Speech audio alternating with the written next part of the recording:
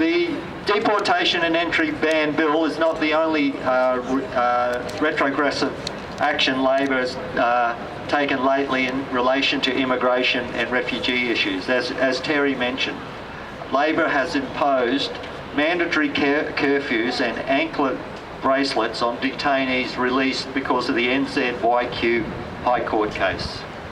Labor has introduced Direction 110, which makes it more likely that former prisoners, predominantly New Zealanders, who have done their time, will be deported to a country that they have very little connection with. Immigration Minister Andrew Giles recently put out a press release, and he was bragging that he had cancelled 30 visas of non-citizens with criminal records in the previous week.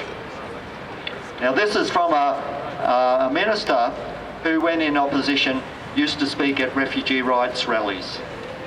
All of these harsh measures have been in response to Peter Dutton and the Coalition's racist fear-mongering about criminals being released into our community. The opposition claim that since the NZYQ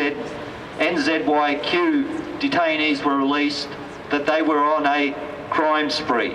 Now this is nonsense. Yes, some refugees have reoffended, but it has been at a much lower rate than what ordinary Australian-born prisoners reoffend at.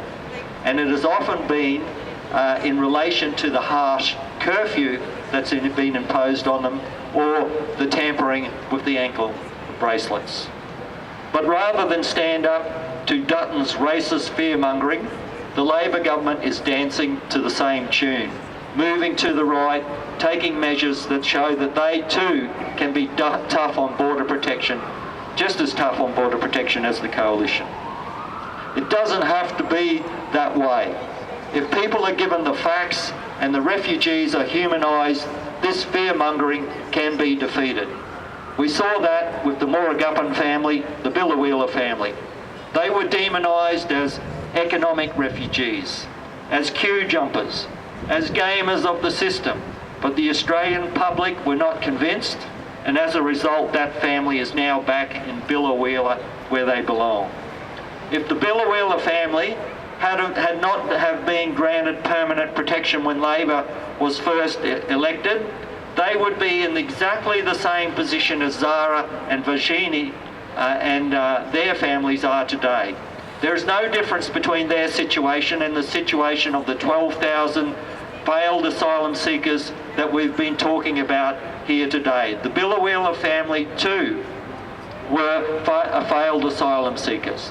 The only difference is that the Billawheeler community rallied behind that family and built a high-profile public campaign that humanised them.